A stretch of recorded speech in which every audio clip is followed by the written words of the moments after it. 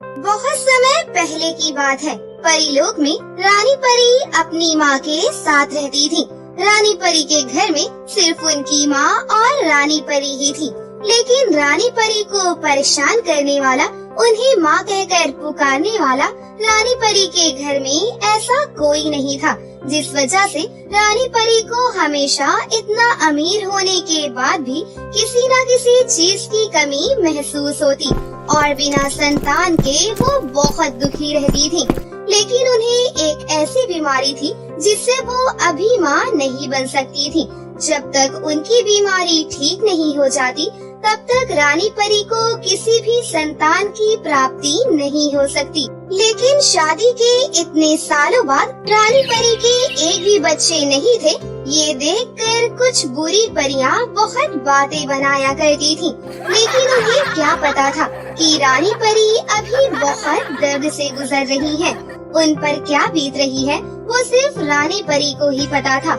लेकिन अब ना ही तो रानी परी ज्यादा इंतजार कर सकती थी और ना ही वो लोगों की इतनी बातें सुन सकती थी, जिस वजह से रानी परी ने 2 अनाथ परियों को गोद ले लिया। पहली परी 4 साल की थी और दूसरी परी 6 साल की। पहली परी का नाम सपना रखा गया और दूसरी परी का नाम गीता।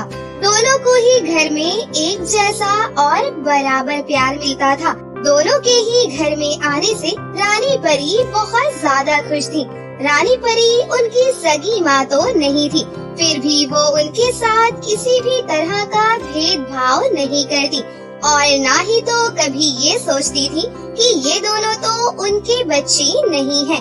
अब रानी परी के बारे में कोई भी बुरी बातें नहीं कहता था और रानी परी अब अपनी दोनों बेटियों के साथ बहुत खुश थी। ऐसे ही हंसी खुशी 3 साल बीत जाते हैं।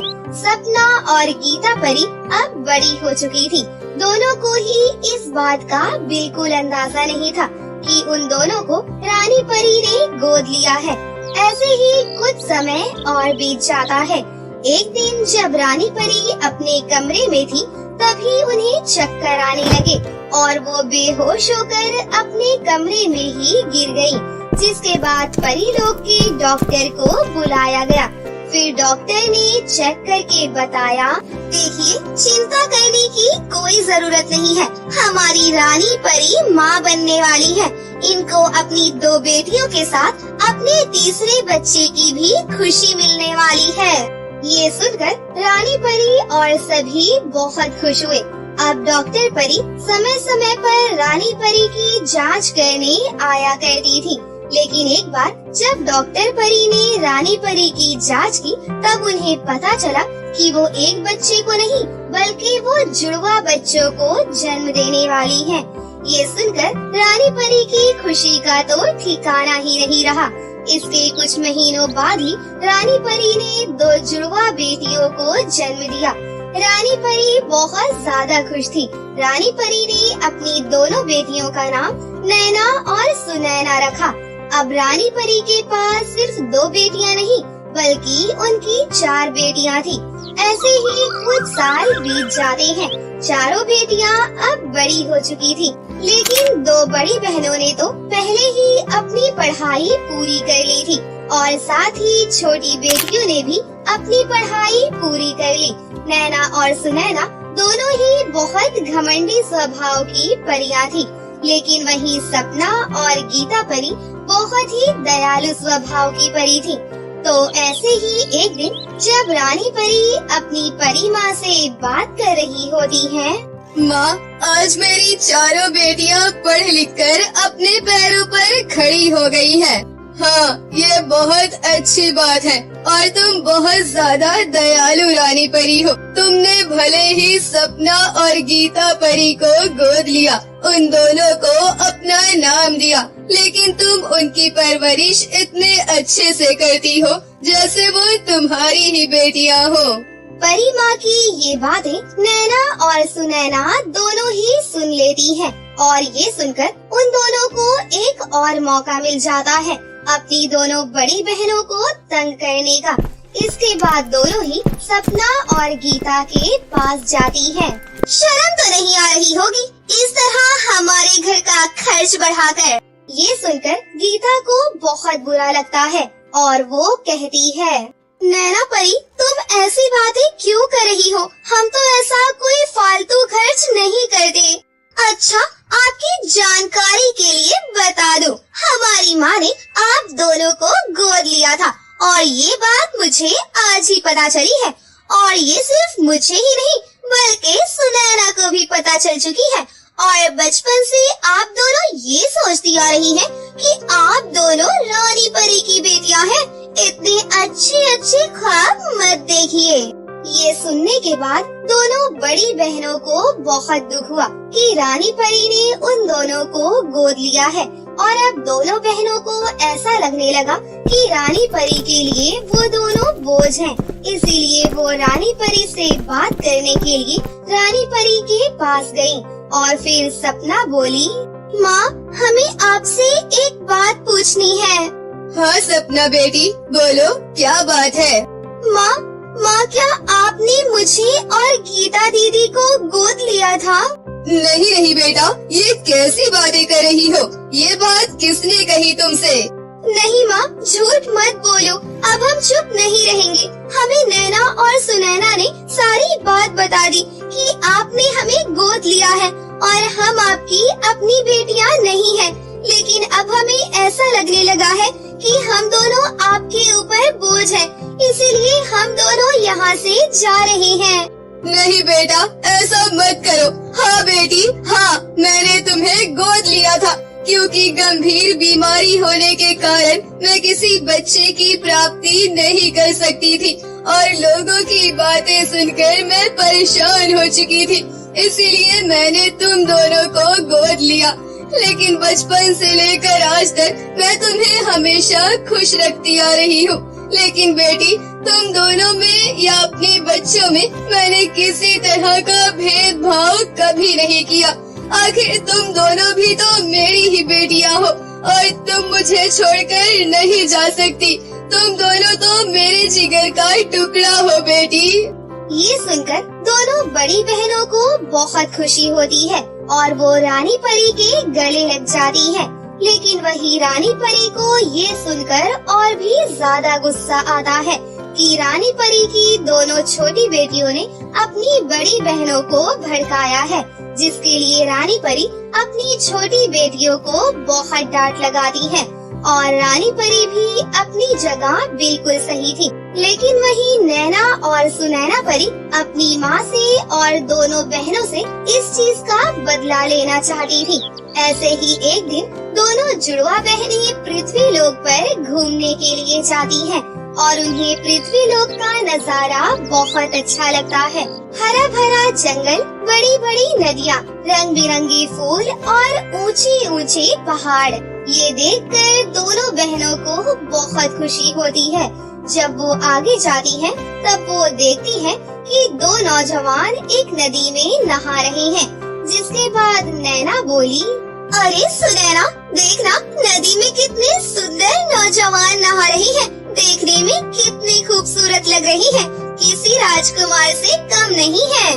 वो जो दो लड़के नदी में नहा रहे थे वो दोनों भाई थे और वहीं पास के जंगल में एक झोपड़ी में रहते थे। वो जब भी शाम को अपने लिए लकड़ियाँ काटने आते थे तब वो अपनी थकान मिटाने के लिए नदी में नहा लिया करते थे। लेकिन धीरे धीरे अब वो दोनों बहनें पृथ्वी लोक पर रोजाना आने लगी और मन ही मन दोनों बहनों को उन दोनों भाइयों से प्यार हो गया। जिसके बाद बहुत हिम्मत करके उन दोनों ने उन लड़कों से बात की। लेकिन वो दोनों भाई बहुत हैरान थे क्योंकि एक परी को किसी साधारण इंसान से कैसे प्यार हो सकता है। ऊपर से वो तो बहुत ही ज्यादा गरीब थे, इस वजह से वो परियों को खुश नहीं रख पाएंगे। लेकिन दोनों परी बहनों के पास इसकी भी एक तरकीब थी। नैना और सुनैना परी उन दोनों भाइयों को परीलोक में अपने साथ लेकर गयी और अपनी माँ से विनती करने लगी कि इन दोनों को साधारण इंसान से एक बहुत सुंदर राजकुमार बना दे, वो भी बहुत पैसे वाला। रानी परी अपनी बेटियों के आगे कुछ न कर पाई। और उन्होंने उन दोनों साधारण से इंसानों को एक राजकुमार में बदल दिया, जिसके बाद वो राजकुमार परीलोक के ही दूसरे राज्य में रहने लगे। लेकिन एक दिन दोनों बहनें अपनी माँ के पास गईं और अपनी माँ को अपनी प्रेम कहानी बताने लगी। तुम दोनों का दिमाग तो खराब नहीं हो गया है? तुम्हारे कहने पर मैंने उन्हें एक राजकुमार बनाया और अब तुम चाहती हो कि तुम उनसे शादी करोगी? ऐसा कभी नहीं होगा। ठीक है माँ, अगर आप ऐसा नहीं चाहती तो मैं अभी अपनी जान दे दूंगी, लेकिन मुझे तो उसी राजकुमार से ही शादी करनी है। मैं बहुत प्यार करती हूँ उससे। हाँ माँ, सुनैना बिल्कुल ठीक कह रही है। मैं भी आर्यन से बहुत प्यार करती हूँ और उसके बिना मैं नहीं रह सकती। ना चाहते हुए भी रानी परी को नैना और सुनैना परी की शादी उन दोनों राजकुमारों से करवानी ही पड़ी।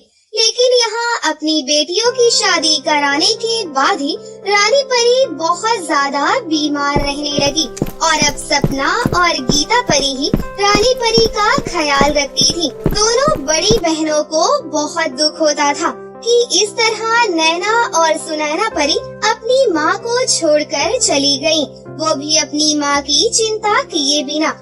लेकिन जब भी रानी परी अपनी दोनों छोटी बेटियों को बुलाती तो दोनों ही आने से मना कर देती और हमेशा यही कहती कि वो अभी काम में व्यस्त हैं। लेकिन वहीं वो तो वहाँ पर ऐशो आराम की जिंदगी जी रही थी। लेकिन अपनी दोनों बेटियों का ऐसा बर्ताव देखकर रानी परी को बहुत दुख होता था। अब रानी परी को ये एहसास होता था कि उसने अपनी दोनों बेटियों को बहुत ज्यादा ही छूट दी थी। ऐसे ही अब कुछ समय बीत जाता है। परीलोक की चुड़ैल, जो कि पास के ही जंगल में रहती थी, उस चुड़ैल की तो रानी परी से बहुत समय पहले से ही दुश्मनी थी और चुड़ैल की नजर रानी परी की बेटियों पर थी। चुड़ैल रानी परी की चारों बेटियों को मारना चाहती थी और उनकी सारी अद्भुत शक्तियाँ लेना चाहती थी, क्योंकि वो चारों रानी परी की बेटियाँ थी और उनके पास बहुत ही अद्भुत शक्तियाँ थी। आखिर बहुत समय के बाद रानी परी की दोनों छोटी बेटियाँ अपनी माँ से मिलने आईं, लेकिन उन्हें अपनी माँ की हालत देखकर कोई फर्क नहीं पड़ा। लेकिन वहीं दूसरी तरफ चुड़ैल को पता चला कि रानी परी की छोटी बेटियाँ आई हैं, तो उसने सोचा क्यों ना पहले दोनों छोटी बेटियों को ही मारा जाए और इस तरह वो रानी परी के महल तक पहुंच गई। लेकिन जैसे ही चुड़ैल सुनैना परी पर वार करने जा रही थी, तभी उसे सपना और गीता परी ने देख लिया और सुनैना परी को बचाने के चक्कर में सपना परी सुनैना परी के आगे आ गई और सपना परी को तीर लग गई। फिर गीता परी ने जल्दी से उस चुड़ैल को कमरे में बंद कर दिया और अपनी बहन के पास आ गई और बोली, सपना परी, ये तुमने क्या किया? तुमने किसके लिए अपनी जान खतरे में डाली, जिसमें तुम्हारी बिल्कुल भी कद्र नहीं है? माँ की तबीयत खराब रहने पर जो माँ का हाल चाल भी नहीं पूछती थी, तुमने उसके लिए अपनी जान खतरे में डाली। मानती हूँ ये हमारी छोटी बहन है, लेकिन छोटी बहन और बड़ी बहन में बहुत प्यार होता है। लेकिन क्या हम चारों में तुमने आज तक ऐसा प्यार देखा है? गीता परी, तो क्या हो गया है, तो ये हमारी बहनें ही ना। अब चाहे वो मुझसे प्यार करे या ना करे, लेकिन वो मेरी छोटी बहन है। भले ही मैं उसकी अपनी बहन नहीं हूँ, लेकिन अपना होने का फर्ज तो निभा सकती हूँ ना। ये सुनने के बाद नैना और सुनैना परी की आँखों में आंसू आ जाते हैं और तभी सुनैना परी बोलती है, सपना दीदी और गीता दीदी, हम दोनों को माफ कर दीजिए। हम तो हमेशा से ये सोचते आ रही थी कि आप हमारी बहन नहीं है और हमारे घर में रहकर आप हमारा बोझ बढ़ा रही हैं। लेकिन आज आपकी वजह से मेरी जान बच गई और इतने दिनों से आप दोनों ही माँ का ख्याल रख रही थी। आपका बहुत बहुत शुक्रिया। आपका ये एहसान हम कभी नहीं भूलेंगे। और माँ, हमें माफ कर दीजिए। आपकी तबीयत खराब होने का कारण हम दोनों ही हैं। हमने आपका एक बार भी हाल चाल नहीं पूछा। जिस माँ ने हमें जन्म दिया हम तो उसी को भूल गए। माफ कर दो माँ, माफ कर दो। इससे पहले कि सपना परी को कुछ होता, जल्दी से परी माँ को बुलाया गया, जिसके बाद परी माँ की शक्तियों ने उसे बिल्कुल ठीक कर दिया। लेकिन वही चुड़ैल वो अभी भी किसी पर हमला कर सकती थी। इसके बाद रानी परी ने उस चुड़ैल से सारी दुश्मनी खत्म कर दी और उसे एक साधारण परी बना दिया, जो कि अब और परियों की तरह परीलोक में ही रह रही थी। और यहाँ नैना और सुनैना परी को भी अपनी गलती का एहसास हुआ, जिसके बाद सभी से माफी मांगने के बाद वो सभी लोग एक साथ हंसी खुशी से रहने लगे। तो दोस्तों, कैसी लगी आपको हमारी ये कहानी? अगर आपको हमारी कहानी अच्छी लगी हो तो इसे जरूर लाइक करें, साथ ही हमारे चैनल को सब्सक्राइब भी कर लें और बेल आइकन को दबाना ना भूलें। मिलते हैं अगली वीडियो में। धन्यवाद।